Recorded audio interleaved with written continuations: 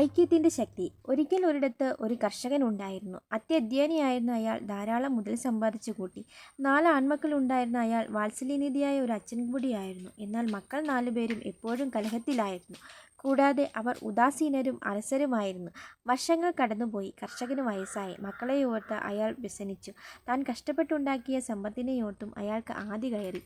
ഈ വക ചിന്തകൾ അയാളെ രോഗിയും ശയ്യാവലംബിയുമാക്കി തീർത്തു. തൻ്റെ നാളുകൾ എണ്ണപ്പെടുവാൻ തുടങ്ങിയെന്ന് അയാൾ മനസ്സിലാക്കി. തൻ്റെ മരണശേഷമെങ്കിലും മക്കൾ സന്തോഷത്തോടെ ജീവിക്കണമെന്ന് അയാൾ ആഗ്രഹിച്ചു.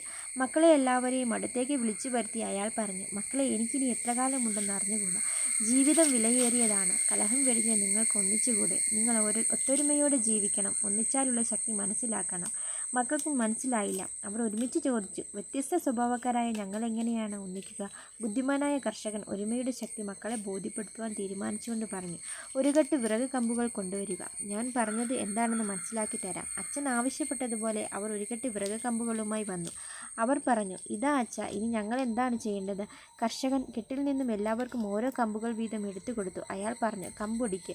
നിമിഷ നേരം കൊണ്ട് മക്കൾ 4 പേരും അപ്രകാരം ചെയ്തു. അയാൾ ചോദിച്ചു, കമ്പൊടിക്കുന്നത് എളുപ്പമായിരുന്നു?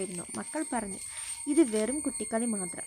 3 കമ്പുകൾ വീതം എടുത്ത് ഓരോരുത്തർക്കും കൊടുത്തുകൊണ്ട് അയാൾ അവ ഒന്നിച്ചൊടിക്കുവാൻ പറഞ്ഞു. അയാൾ ചോദിച്ചു, ഇത് എളുപ്പമായിരുന്നോ മക്കളെ? അവർ പരാതിപ്പെട്ടു, കുറച്ച് ബുദ്ധിമുട്ടായിരുന്നു. വിറക് കെട്ട് മൊത്തത്തിൽ എടുത്തു കൊടുത്തുകൊണ്ട് അയാൾ പറഞ്ഞു, ഇതൊന്നൊടിക്കൂ നോക്കട്ടെ. കിണഞ്ഞു പരിശ്രമിച്ചിട്ടും അവർക്കതിനായില്ല.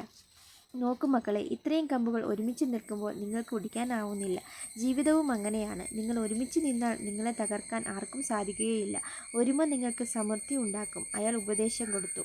ഐക്യത്തിൻ്റെ ഗുണം മനസ്സിലാക്കിയ മക്കൾ ഒരുമയോടെ ജീവിതം ആസ്വദിച്ചു തുടങ്ങി. ഗുണപാഠം. ഐക്യമത്യം മഹാബലം.